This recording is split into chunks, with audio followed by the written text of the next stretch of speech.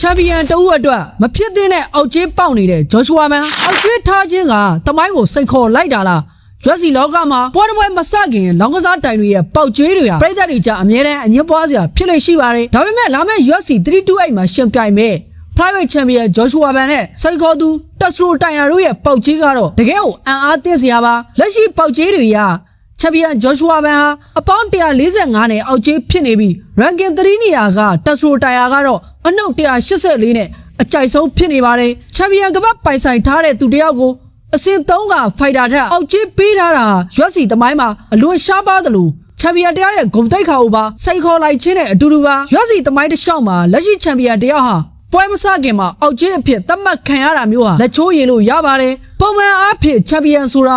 သူ့နယ်ပယ်မှာအကောင်းဆုံးဖြစ်ကြောင်းတတ်သိပြပြီးသားသူပါအခု Joshua Man လို့ breakout star တယောက်မျိုးဆက်သစ်တွေကိုအလဲထိုးပြီး Champion ဖြစ်လာတဲ့သူကိုမှအောက်ကြီးပေးထားတာဟာပြည်သက်တွေအတွက်လက်ခံရခက်တဲ့ကိစ္စတစ်ခုဖြစ်နေပါတယ် Joshua Man လို့မာကျော်တဲ့ striking နဲ့တိတ်တောင်း defense ကာကွယ်မှုကောင်းဝင်ပြီးအလုံးစုံပြည့်စုံတဲ့ fighter တို့ဦးကိုဆော့ကားလိုက်တာနဲ့အတူတူပါဘန်ရဲ့လက်သီးတွေဟာတိကျယုံတင်မကပဲပြိုင်ဘက်ကိုအလဲထိုးနိုင်တဲ့နောက်ပါပါရှိပါတယ်သူက ballon striker တယောက်ဖြစ်လို့ပြိုင်ဘက်ကိုအသက်ရှူချိန်မပေးပဲဒရက်ဆက်ထိုးနိုင်စွမ်းရှိပါတယ်တိုင်နာလိုမြေပြင်ချုပ်ကွက်အားတန်တဲ့သူနဲ့တွေ့ရင်အရေးကြီးဆုံးကလဲမသွားဖို့ပါဘန်ဟာသူ့ရဲ့ကစားသမားဘဝမှာခိုင်မာတဲ့တိတ်တောင်း defense ကိုပြတ်သားထားနိုင်ခဲ့ပါတယ်မြေပြင်ချုပ်ကွက်ကောင်းပါတယ်ဆိုတဲ့ဂျပန်ဖိုက်တာ Ray Suraja လိုလူမျိုးကိုတောင်ဘန်ကအနိုင်ယူပြခဲ့တာကိုမမေ့သင့်ပါဘူးဂျပန်ဖိုက်တာတွေရဲ့ကစားကွက်ကိုဘန်ကကောင်းကောင်းကြီးနားလည်ပြီးသားပါတက်စရိုတိုင်တာဟာ ground fight မှာကျွမ်းကျင်တာမှန်ပေမဲ့ထိပ်တန်းဖိုက်တာတွေနဲ့တွေ့တဲ့အခါသူ့မှာအားနည်းချက်တွေရှိနေတာကိုတွေ့ရပါတယ်ဥပမာ Brandon Rival နဲ့ပွဲကိုကြည့်ရင်သိတာပါတယ်တိုင်တာ Rival ကိုမြေပြင်မှာကောင်းကောင်းမထိန်ချုပ်နိုင်ခဲ့တယ်လို့စမရှင်တွေလည်းမလုံနိုင်ခဲ့ပါဘူး